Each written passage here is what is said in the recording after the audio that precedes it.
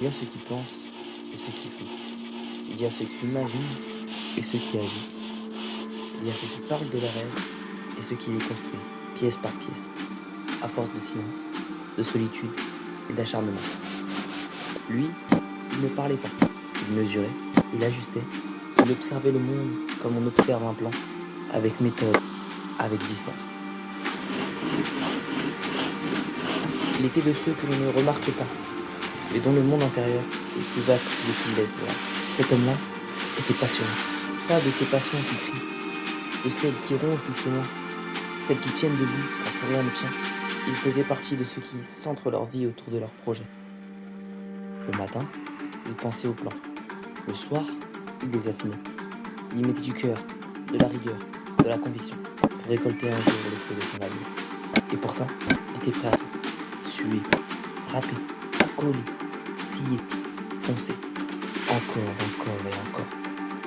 Ses mains portaient la trace des heures. Son front brillait d'effort, le bois craquait, les vis s'alignaient, et lui avançait. À mesure que la forme se précisait, le silence s'épaississait. Il ne restait plus que lui et la chose qu'il construisait. Une pièce après l'autre, le puzzle prenait corps, et peu à peu, le travail payait. La fin s'approchait, la structure prenait forme, et la joie revenait.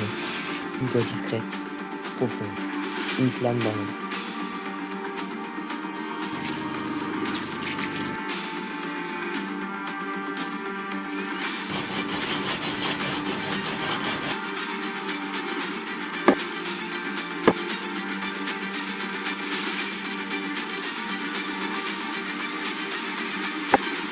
On aurait pu croire qu'il reconstruisait sa vie. En vérité, préparait sa sortie. Mais lui seul le savait. Et quand l'ouvrage fut terminé, la joie s'effaça. Le but atteint, la tension retombait. Le vide revint, brutal, absolu. Un vide qui portait l'écho de ceux qu'il avait perdus. Ce projet qu'il avait tenu debout pendant des semaines était maintenant derrière lui. Et avec lui, le rythme, le sens, le bruit. Il le savait, il l'avait prévu. Sa machine était prête à mettre fin à sa vie.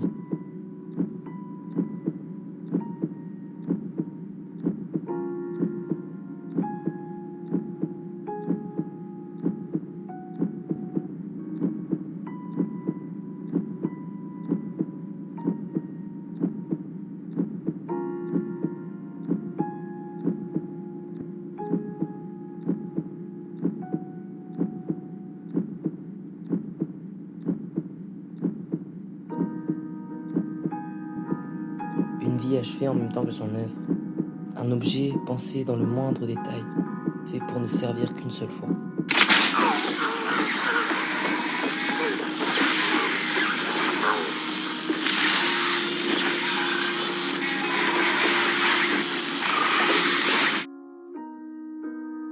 Une passion qui lui aura permis d'oublier, qui lui aura fait mal, et qui au final lui aura ôté la vie.